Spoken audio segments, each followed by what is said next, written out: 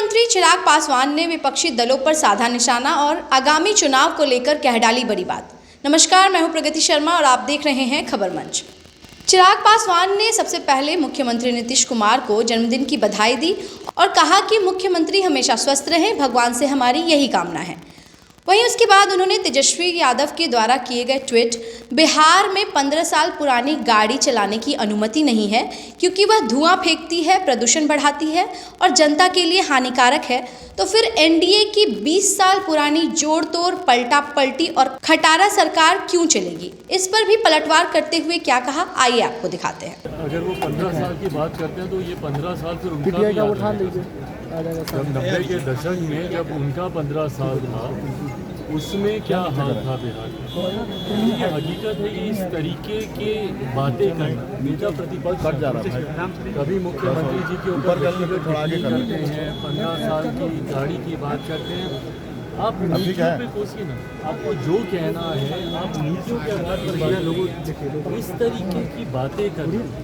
जिस पद पर वो है कम से कम उस पद को गरिमा को वो शोभा नहीं देता। बट बहरहाल मैं इस बात को भी समझ सकता हूँ कि चुनावी वर्ष है और जिस तरीके से हमारा गठबंधन मजबूती के साथ जीत की ओर अग्रसर हो रहा है, जो फीडबैक आ रहे हैं उपचुनाव के, जिस तरीके से परिणाम आए, जिस तरीके से गठबंधन के तमाम नेता एक साथ पूरे प्रदेश का भ्रमण कर रहे हैं, हर दल के सारे प्रदेश अध्यक्ष, पांचों दल के प्रदेश अध्यक्ष एक साथ बिहार के हर एक जिले में जाकर संगठन की मजबूती देने का कार्य कर रहे हैं। इन तमाम बातों से परेशानी विपक्ष को जरूर है।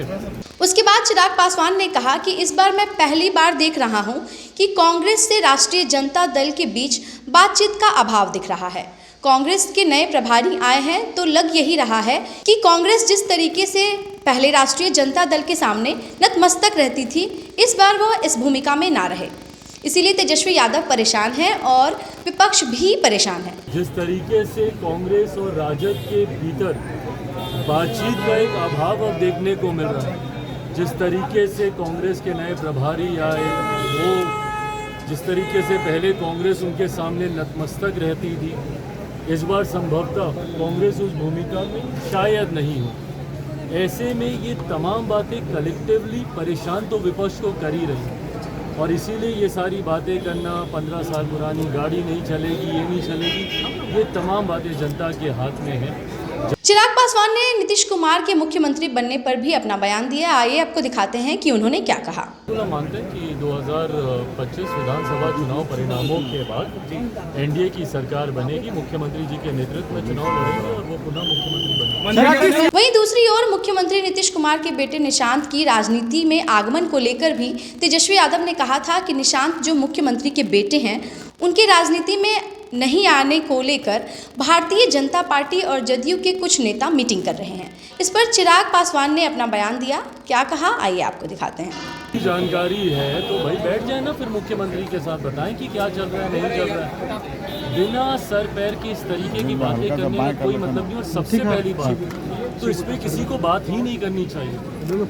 ये फैसला एक व्यक्ति विशेष को लेना है, उनको लेना है कि उनको राजनीति में आना है, नहीं आना है तो कब आना है, कैसे आना है, ये फैसला उनको लेना, निशांत जी को लेना। आएगा तो ज़रूर हम लोग स्वागत करेंगे अगर वो आते हैं राजनीति में, पर इस तरीके की भ्रमित बातें करना, आप नेता प्रतिपक्ष हैं भैया, आपके पास और बड़ी जिम्मेदारी है।